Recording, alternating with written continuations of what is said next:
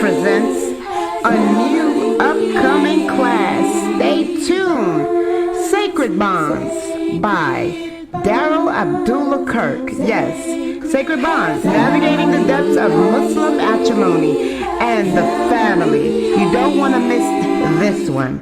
Please stay tuned. Streaming on all major platforms right here on Sunnahfollowers.net.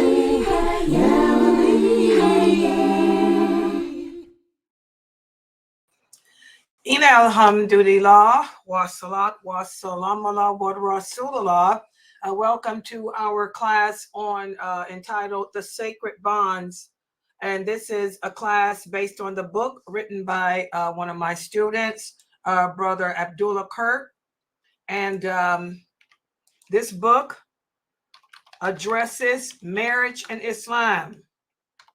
Marriage in Islam, and a lot of you ask so many questions about the marriage contract and what you should look for in a partner and all of that. Well, this is a great book that you guys might want to purchase. You can go to Amazon.com. The book is only $13, and it'll give you a basic understanding as to what constitutes a valid marriage contract. A lot of us are getting married and we're not legally married Islamically because we don't have the guardian or we don't have a dowry set aside or whatever. And by the way, before I start the lecture, one of the new shahadas one of the older Muslims asked me about the dowry. We're going to talk about the dowry in detail in this book too, but just to make the answer simple and short and to the point, yes, the brother asked me, can he and his potential bride agree on a payment plan for the dowry? And the answer is absolutely yes, as long as you both agree on that. Okay, if you want to go into say, for example, her dowry was $2,000 and you agree to give her $500 for 6 months or 10 months or something, you can do that. Whatever, marriage is a contract. It's a legal contract. It's a contract that allows a Muslim woman and a Muslim man to be together lawfully. So whatever you and she agree on through the guardian, I just want you guys to remember everything should be happening through the guardian. The guardian should be involved in this whole process, okay? That's what's mainly important there, okay? So if you have your, the guardian is involved in the process, then alhamdulillah, there shouldn't be any problems with that. But a lot of Muslims today are marrying and their marriages are not valid because they don't have the guardian or they don't have the dowry. Yesterday, we spoke about the importance of choosing a mate that is religious. Religion should always be the priority above everything else. And the reason why is if it's a woman, the woman's job is in the house.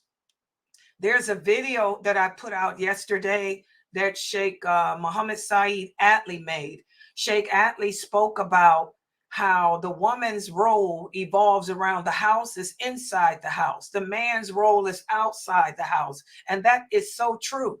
A woman who knows her religion is committed to the home. She knows that it's her job to educate and teach the children, not just the religion, but to teach them about life. And so a religious woman, first of all, she fulfills her obligations to Allah. She performs her prayers every day. She wears hijab. Okay, she obeys Allah in everything Allah commanded her to obey him in. And she's also reverent to her husband too, and everything that Allah commanded her to be reverent to her husband in as well. Okay, and her spiritual strength, her spiritual devotion is what will inspire the children. Any children that you have, especially in this day and age. The woman that you marry needs to understand that they're first. You don't want to put your kids, for example, in public school. I'm sorry. You don't need a woman that wants a career. And you sisters can get angry at me for saying this, but I'm going to speak the truth. It ain't your job to provide and maintain a family. That's the man's job. If you're looking for a career, then you don't need to get married, because as a Muslim woman, your career is your children. You need to homeschool your children. We should not send our kids to public school. And even with the Muslim schools, we have issues going on. So the Muslim woman, if you're a man looking for a wife, you want to make sure that whoever you're marrying understands that it ain't about no career. Her career should be inside the home with the children, not outside the home. That's number one for the men. And then for the women, a religious man is a man who, first of all, performs his obligations to Allah too. He prays his prayer. He wears a beard. He provides and maintains. If he has to work 2 or 3 jobs, he will work 2 or 3 jobs. Everything outside the home falls on the husband, whereas everything within the home falls on the woman. So you shouldn't marry a man who's telling you that he wants you to go out and work. No. You should marry a man that understands it's his job to work 2 or 3 jobs if needed, so you can maintain the home and the children. And also, the righteous religious husband is one who has good Islamic values too. Okay? He should be a man of compassion too. He shouldn't be a man who's like a warden of a prison, wanting to keep you suffocated, keep the children suffocated, tell you that he doesn't want you to use a dishwasher. He doesn't want you to use a washing machine, stuff like that. That's a man with a mental problem. So your guardian, when your guardian is looking for you a husband, he's going to look for a man who understands that even if it means working 3 jobs, he'll get up off his rocker and do that, but not think he's going to force you to go out and work, because that's not your job. Okay? And again, every action that this man does is guided by empathy and concern for you. He's also your protector. The husband is the protector over the family. It's his job to protect you. It's his job to protect the children. Okay? He's the leader of the household. So he takes on that responsibility with no problem, and he adheres to it with compassion. He should be just. He should be fair. He should be kind. He should know how to read you as his wife. He should encourage you to be the best Muslimah that you can be, and you should live together in peace and harmony. He should be a man who emulates the behavior of the Prophet Muhammad, not a man that emulates the behavior of the Kafirs. So the guardian is going to look for a religious man first. And if the man that's wanting to marry you, he should inquire about you to make sure that you are a religious woman. You don't pray, you don't wear hijab, I'm sorry. If you're one of those Muslim women that want a career, I'm sorry. Marriage ain't for you. You have to get your priorities together. And if he's a man that doesn't understand what his role and responsibilities are, then he's not for marriage either.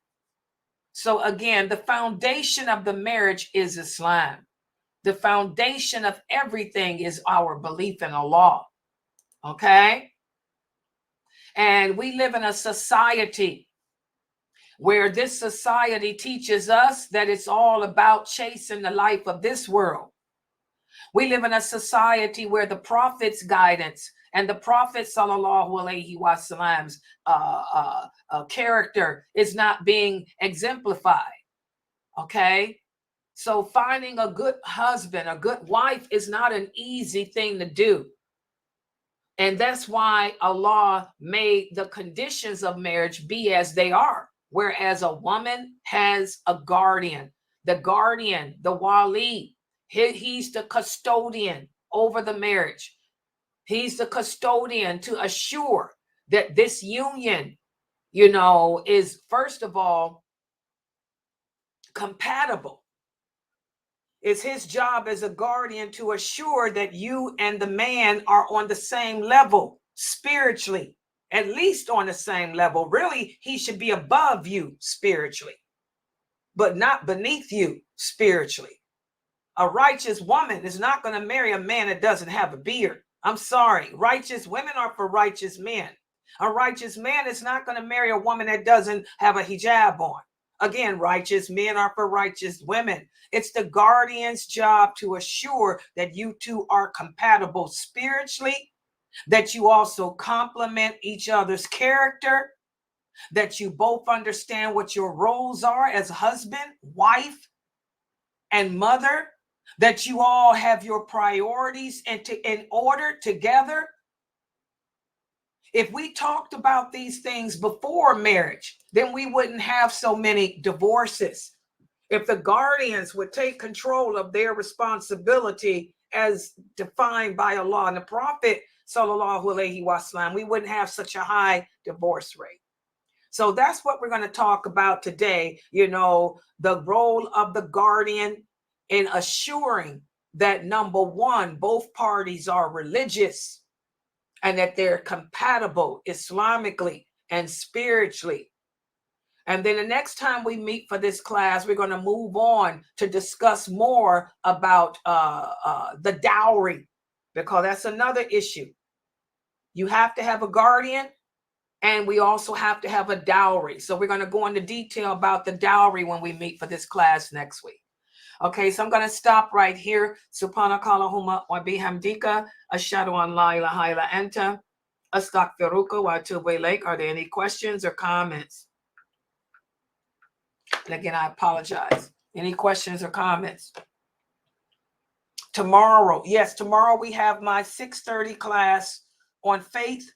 I'm going to give you another quiz on the obstacles that stand between your iman. And also tomorrow we have the pray. How to pray. Yes, we're going to go over some more sunans of the prayer. We're going to speak about the taslim and the tashahud and all of that. All right. Okay, I want to thank and by the way, guys, I did post up, we need $500.